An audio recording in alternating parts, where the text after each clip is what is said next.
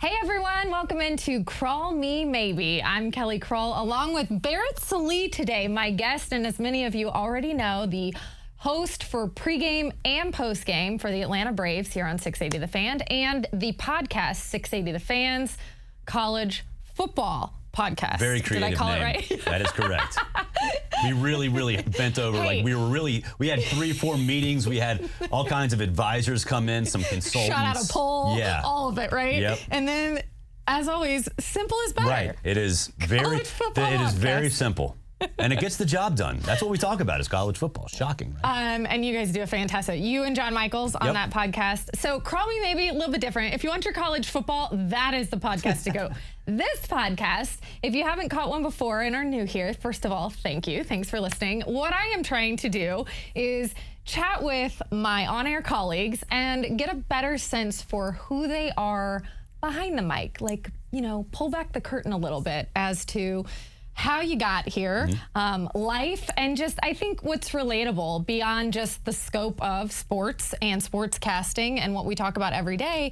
But I love to kind of start with the crawl, the call. There we go. The call to 10-year-old Barrett, and just kind of lay out for Barrett, like, what's in store. You remember what you were like at 10, and what would you want to go back and be able to tell him is coming in life? Well, you're not going to be a Major League Baseball player because, like, I know everyone kind of wants to be that, and I was 100% convinced that I was going to be a Major League Baseball player.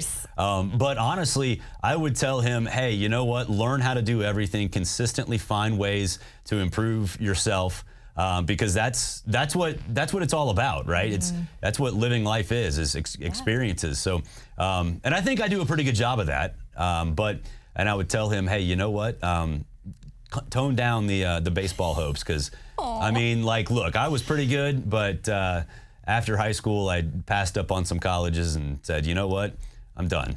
I can't do this. But I would basically say, hey, work hard, have fun, learn everything, and enjoy it. That's perfect advice. And I just ran across this the other day. You probably already know this, but 0.01% of high school baseball players make it to the big leagues. Yeah, that's not that many. 0.01. Yeah. Anyhow, 10-year-old Barrett was so all in on baseball. Yes, that was life. Yes, I was.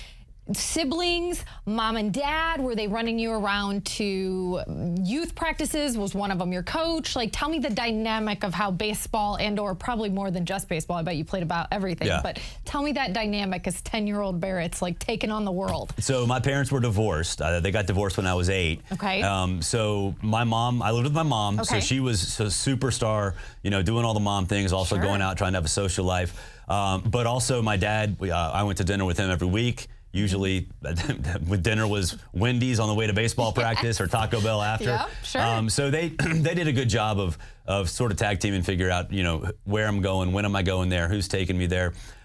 So that, to me, that was kind of my life. Just really growing up, it was, you know, going to practice. I was all baseball all the time. And even when in the off season, you know, now, and I have a 14-year-old boy and a 9-year-old girl. Now, like, kids that play sports, it is like nonstop. Yeah, it wasn't like that when I was a kid, although we still kind of treated it that way. Yeah. Because there were a couple facilities, and so nonstop, I was baseball all the time, even when, you know, we didn't have a whole lot of travel ball for youth kids. But yeah. Whereabouts were you growing up? I went to Wheeler High School here in Marietta. You're from right here. So I'm 45, and when I moved, I was born in Piedmont Hospital, and I moved to from Buckhead to Marietta in 1984. And I moved, it's 6 miles away from where I was living, and all these people were like, "You're moving where?" There's nothing out there. It's a whole like state. Outside the perimeter, there's nothing there.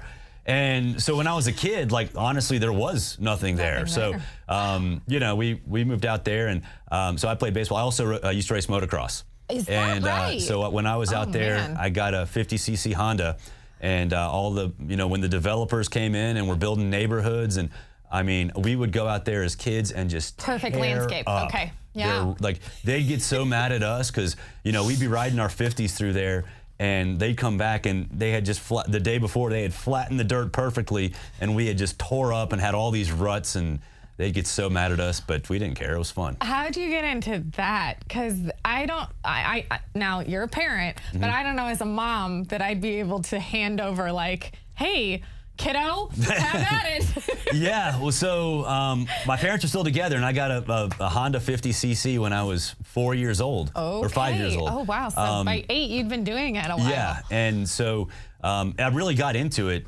before that because I used to go to the Supercross at Fulton County Stadium from the day I was born. From the first, I was 6 months old. I was at the first. That was my first Supercross I went to at Atlanta Fulton County Stadium, and I've gone pretty much every year since then. But so I always, when I was a little kid, I was like, I want one of those. I want one of those. They finally got me one, and like I said, I moved out to Marietta when there was nothing there, and we actually backed up to the National Forest, which is Cochran Shoals, right? And it's massive. And so there was nobody out there, and so we just go ripping through the trails, and there were no park rangers to stop us, and nothing. And like we actually built a track back there, me and some kids in the neighborhood, and now we would. Even as kids, we would have gotten arrested for doing some of the things that we did. I was just going to say, were you a troublemaker? Were you the leader of this group of neighborhood kiddos and all that? I was not a troublemaker. Okay. I ran with some troublemakers. Oh, well, don't we all? I was never the one that had the bad decisions, but I would judge and think about how much trouble I would get in if I did this. And then probably did it anyway. But no, I mean, I was a pretty good kid. I didn't get in a ton of trouble, but I should have been in trouble. Good grades, all that kind of stuff. I mean, a lot of guys, it's probably shocking to you to know that a lot of the guys here that I've sat down in this chair to do this, not great students. Yeah. Had a hard time focusing, wasn't their thing, school, forget it, I'm ready for this or that or whatever. I'm curious, pretty decent student? No, it was all right. I solid B student. Okay. I didn't put a lot of effort into it, and I didn't get rewarded. So, I got what I put into it. Right? Yeah. Got on through. I absolutely got what I deserved. So tell me along the baseball path, because we kind of started out at 10. When you start to get to middle school and high school and it gets even more serious, what position are you playing? What was the focus then as far as like, is that the goal then for college? Like, I mean, that was where your head was?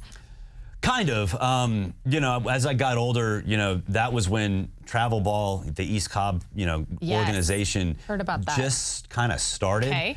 It was nowhere near what it is now. So, I kind of got into that a little bit in high school, but it was all about actual high school baseball. It's not really like that now. Yeah, it's all about your travel team. But it was all about high school. So, once I, started, kind of moving up, I played a little bit as a sophomore, then more as a junior and senior. I played first base. I was a great fielding first baseman. But at the time, you had to just drop bombs if you were a first baseman. I was a doubles hitter. And I could play middle infield, but I wasn't the fastest. So there really wasn't a place for a doubles hitting first baseman who's not fast enough to play middle infield. Now there probably is. Oh, so absolutely. I thought about playing in college. I could have gone to like Young Harris and Barry, and there was a South Georgia junior college. Junior colleges back then were where a lot of people actually went. Big deal, yeah, for baseball for sure. But I just at that point, I was like, there's not really a future for this. And I grew up Auburn, going to Auburn football games since I was born. Went to Auburn and, had a great time there. I actually thought about, talking to the coach and walking on. I actually had a meeting with the coach to talk about that. But the night before I was supposed to meet him, I slammed my hand into the floor of our first floor apartment because I maybe suffered a bad beat in a basketball game that I might have invested in. And so I had like fluid drip into like the soft spot of my wrist. So I couldn't break my wrist like for 6 months. I couldn't like do anything. No. So I took that as a sign like, this is done. Like stop thinking about this baseball thing. Oh my gosh. Okay, we will get to that. The Auburn thing though, was that one of your parents go there, or how did that become ingrained at such a young age? Yeah, my dad went there, and so like growing up, Auburn's an hour and a half from where we live, so we go all the time. My mom didn't graduate college, so she just kind of by osmosis became an Auburn fan. yeah, so we went down there, and like they let us do some really stupid things during games. Like in high school, I was actually telling my son this. We went down to a game this year, and I was like, let me tell you when we had paper tickets. And he was like, what? It's like we had like 9 season tickets, right? And we'd get there, and the parents would just start drinking beer and doing whatever they did, and they'd be like, okay, y'all go do whatever you want. See if you can make me some money. So we'd walk around with tickets in our hands, and we'd pocket a lot of the money that we sold it for $100, and we actually sold it for $200. And it was great. I mean, we had a good time doing that, and then obviously I went there. But I was telling my 14-year-old, I was like, look, man, like one thing that we did is we'd sell all these tickets. We'd wait until after the game starts. We'd buy some cheap ones and go stand on the ramp, and we'd never tell the parents. And we wouldn't see them. Like literally, we'd go down there, and I wouldn't see any adult that I knew for like 10 hours. It was great.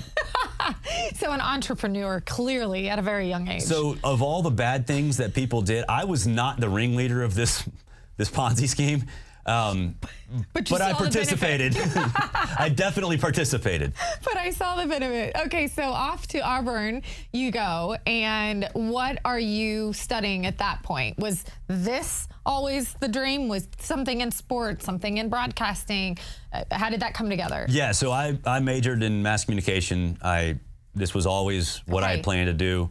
I think a lot of people go to college and they work at the TV station or the radio station or the student newspaper. I actually didn't do that. I recognized early on that, you know what, I don't really I don't want to focus on any of that. Okay. I want to learn how to do all of it. And so I decided when I was right before my junior year, I'm going to go work for media relations and do football, baseball, and basketball media relations. And so because of that, you hear the saying, it's not what you know, it's who you know. That was in my mind. And so when I'm a junior, senior, I'm working with all these ESPN announcers and CBS announcers and, all these newspaper guys, the beat writers and the radio guys. So I think that really helped. And I tell people a lot, like, you have to do what's best for you to sort of weasel your way to wherever you want to go. And so it was great working media relations. We'd go on the, with the team, every road trip, some road trips. We were, helping the team all week. We'd take them, we'd go to practices. We'd, some of the freshmen we'd take to, show them around. And so got to know a lot of the players, but really I always wanted to do this. And it's funny, like the head of the communications department, he's still there. His name is Rick Smith. He does the PA for Jordan-Hare Stadium still. Okay. And this is 2000. I graduated in 02. This is probably 2001. He said there was a thing called convergence. And I looked at him. I remember when I was a student, I was like, what the hell are you talking about? And he's like, this business, writing, radio, and TV are all going to be combined. And you can't be a writer. You're going to be a writer and a radio host. Can't be a radio host only. You have to do TV. And I think at the time, that seemed foreign, right? Because even like in the 2000s and even in the 2010s, beat writers were beat writers. Radio guys were radio guys. But now you look, especially in the podcasting world, that's not the case anymore. True. So it turns out he was right, and I listened to him, and I kind of used that as sort of the thing I built my foundation upon. Great advice. Yeah. Was he one of those guys, like hearing him, listening to him, mentor as far as kind of helping guide you? Who were those guys? Yeah, it was him. Like for sure. He's the head of communications department, but he also was like, we'd come in a little hungover, maybe still intoxicated from the night before. We're in college. And he'd look at us and be like, okay, I got you today. Don't worry. He was one of those guys where like you knew it was smart and knew what he was doing, but he also understood the other reasons why we're in college. Of course. And didn't really care. Like he wasn't one of those guys who like, oh yeah, y'all went out partying, we're gonna have an exam at 8 a.m. He'd be like, okay. Yeah, there's had a few of those There's too. a Tuesday night basketball game, because that was when we were cheating a lot. And so we had like Chris Porter and those guys. And so like he'd like, okay, we play Alabama on Tuesday. Wednesday, just take your time. Whatever.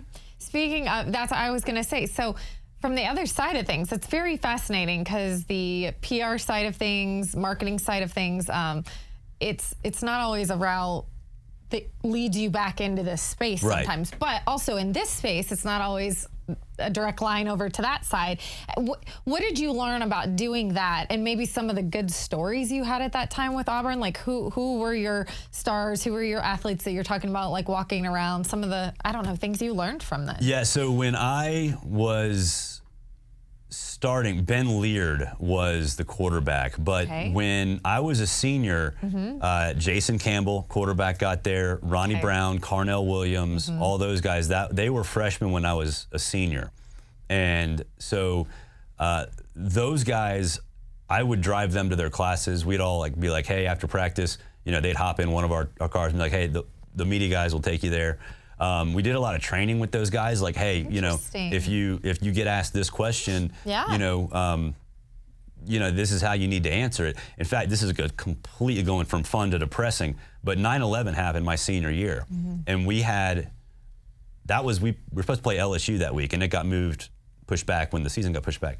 But 9/11 happened on our main press day, and so when we're supposed to have our press conference, all of us are standing in the parking lot and saying, if somebody asked you this question, don't say anything and come get us. Don't say anything and come get us. And for some of the young guys, that was it was overwhelming for them. Knowing what was happening that day. So, we did teach them a lot of stuff. That was kind of we helped with media training and things like that. But yeah, that's one thing. It's a terrible day and a terrible, memory. But it was interesting, walking in, these players not knowing how to respond, and we were like, do not. And if they ask you questions that are inappropriate, let us know, and we will deal with it. Yeah, no one knew how to respond, right? Yeah. I mean, it's hard to wrap your mind around it, especially at that age, I think. So, from graduation, what was the next steps then for you? What was the first job? I love asking first job questions too, because it feels like all of us at some point were making basically $16,000 in our first job, which is below minimum wage basically, and working our tails off. Maybe split schedules, all the things. Oh wait, I still do that. No, I'm kidding. But so what was the first gig out of school? So I worked at Fox Sports Net. I did my internship there. Nice. And then got a job here in Atlanta. In Atlanta. Yep. Okay. Down at Colony Square, and I was a PA, and then associate producer, and ended up producing some shows. But that was back when we had the Southern Sports Report, and we also did our Arizona Sports Report studios out of Atlanta. It is crazy how that works. For cost consolidation. So I worked on those. Arizona's were different. That was super late. But yeah, I just kind of learned behind the scenes TV. Actually got to know a lot of the radio guys, because back in the day, Domino and some other folks who we won't mention by name would come by, and they would serve as analysts on our Southern Sports Report shows. Still a lot of folks that are still around in the media were there with us. So it got to do that, got to know a lot of people, got to see a lot of players come in. We used to have a big show called Countdown to Signing Day, and this was kind of before all the recruiting sites kind of took over. Sure, yeah. So on Countdown to Signing Day, that was the show that anybody that committed on that show was a huge, Calvin Johnson came in and committed with us. It was kind of cool to see that aspect of it, because I didn't realize at the time, everyone's going to kind of have access to these players later on. So I maybe didn't appreciate it as much. But I mean, it was amazing. Players would fly in from all over the country to commit with that show. So it was cool. It was a lot of fun. So take me through, because I feel like you got into college. At some point, you get heavily involved with college football and having your own show with all of that. And you're now doing stuff with the Braves naturally. Where's your sweet spot? What's your favorite thing to do? And do you have a fascination for whether it's television side of things, radio side of things? there's challenges to all of them for different reasons, and people gravitate to those for those kinds of reasons. But like, where's your sweet spot? Radio, I mean, and podcasting. Like now it's this kind of stuff. Yeah, this kind of stuff. Because, I think all of us kind of grew up looking at SportsCenter like, I want to do that. You really don't get a lot of time to say stuff on SportsCenter. I mean, now you do if you scream loud enough, but for the most part, it's you get 2 minutes, 2.5 minutes, and you're done. Newspapers and now websites for writing, you get like some interesting content out there, but it's not really timely and not much of, and really, especially now, everyone's got a computer, right? So it's like anybody can put stuff up there. And it's the same with radio and podcasting now too, but this gives me a little bit, I think for all of us, it allows us the chance to show our personalities, provide some insight, and do it via microphone and a camera, which is basically the best of all of the sort of media world. So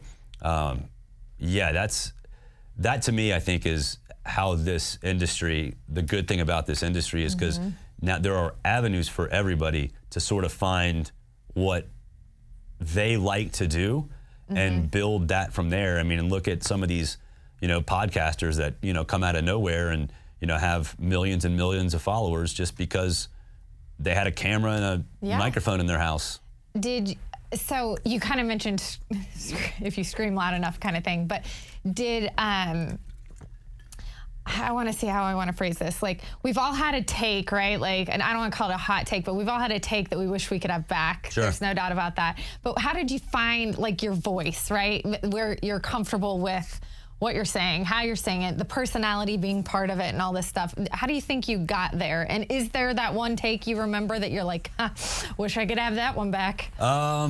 You've had to do that a lot, I feel like, especially with college football. Yeah, I mean, the fans are so passionate about that, too. Yeah, like I worked at College Football News for 4 years, just writing, and then when Bleacher Report actually started like hiring people, not like being a fan site, I was the first wave at Bleacher Report. So like the whole thing was hot takes, right? Yes. I mean, all of it was hot takes. I remember in 2014, Auburn came in, and I was not being a homer because Auburn was supposed to be, they just played in the national championship game. Right. And I said that Jeremy Johnson, who was taking over for Nick Marshall, would be the Heisman Trophy winner. And he was horrendous. I mean, horrendous. Got benched. I think Sean White came in, and I don't know who, it was awful. So I said he'd win the Heisman. And like, it's okay. Like, everybody, I want to live in a happy household, so I want Auburn to win games because I don't want to be, have my family mad all the time. But I did my best to like be impartial, and like a lot of people had him as the Heisman Trophy winner. But since I went to Auburn, everybody knew it. Alabama fans knew it. I still hear the end of it. I never will hear the end of that. I mean, it's nonstop. So that was one where I finally realized, like, oh God, I got to prepare myself mentally. I do have. This is a horrible segue. We love those on this on Call Me Maybe. I had somebody go to my house with a gun. Oh. From a football team. team. We don't love those. Wow. Seriously. Wow. Seriously. How did you guys handle that? Called the police. Oh my Lord, have mercy. Yeah. They didn't like your football take. I don't even know what it was about, but this is the kind of platform we need to say, like, yes, don't do taking that. It to an extreme. Do not do that. And he was taking pictures of the exits on the highway and tweeting them to me. Oh, no. Yeah. No. Okay. Yeah. Well, and I like hope he found some help because clearly that's where that is. The police officer came and he's like, you can block him. I'm like, I don't think you understand what that does. Like, that doesn't mean that he's going to stop driving right. here. He wants to still be here. Oh yeah. my gosh. Yeah. Okay, so you brought up your family and the Auburn household and having a good. I mean, now are you in a stage where you're are you coaching a little bit as far as your son goes? Did you step in and do some of that? Like, what's the dynamic now where you get to play dad, but then you also still wear the hat of all of this stuff? How's it kind of changed the perspective on things? Yeah, so my 14-year-old son played baseball, and I coached him pretty much every team he had until travel ball when he was 12. Okay. Because that's when like paid coaches were more a part of it. It was getting a little more serious, and so that's when I stopped coaching him. And look, I thought I was a good coach. I didn't like hover. I'm not like this helicopter dad because I enjoyed the other kids. So I mean, he didn't listen to me. Like they never do. They never, especially coaching. Like I don't care what dad says. That's right. So when that happened and I saw my first game from the folding chair, I was like Bricky Bobby. I was like, I don't know what to do with my hands.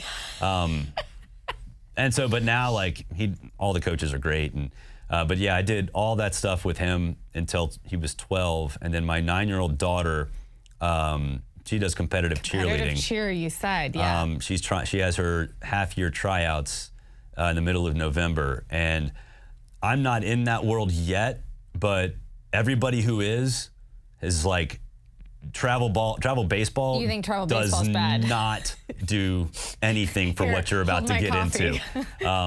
Yes. Yeah. So I've heard the same. That's going to be my life, and she's really good at it, and she loves it, which is great. Yeah. But I'm mentally, I think I know what's coming, but I don't think I can properly prepare myself. Okay, well, I can't wait my wife, to Nancy, come back and find out. My wife, Nancy, was a competitive cheerleader. But this is, again, this is like a different era. And right, well, just like you play baseball and your son now, it's just wildly different, right? Very different. Last thing I want to leave it with, was there a plan B if this didn't work out? What would you be doing if you weren't doing Probably this? marketing. Okay. Or you know what? Or PR, right? PR, yeah. And I thought about, and I did think about this a lot, because, I mean, like you said, you're making like pennies when you start out in this business. Bad. I mean, it really is bad. You gotta love it for the right reasons, because you don't get into this industry to get rich. You are doing it for all the right reasons, and if you want to be on national TV, I mean, you're moving from Podunk, Mississippi to nowhere, Arizona to like just it's a lot. But one thing I did think about was going back to get my master's, probably at Kennesaw, to do sports management and like work in the front office or you know, somewhere. That was kind of in the back of my mind. Hey, if this doesn't work out, you know, because Kennesaw actually is a really good sports management program, and even back then it kind of did too. That was always sort of there for me. Like and I got to a point at times where I was like, yeah, this might need to change. So yeah, understood. The schedule will do that to you, and then kids and their schedules will do that to you. And now my kids want me out of the house. They're like, go do Braves. Plus they're here all the time, but like, they're like, Dad, I don't want you here. Like, go do something else. It'll flip around one of these days. Yes. But hey, you can come back to the Crawl Me Maybe stage. That's right. Anytime. Barrett, thank you so much. Thank you. This was awesome. You guys, thanks again for tuning in to Crawl Me Maybe. Barrett Sallee, our guest of the week.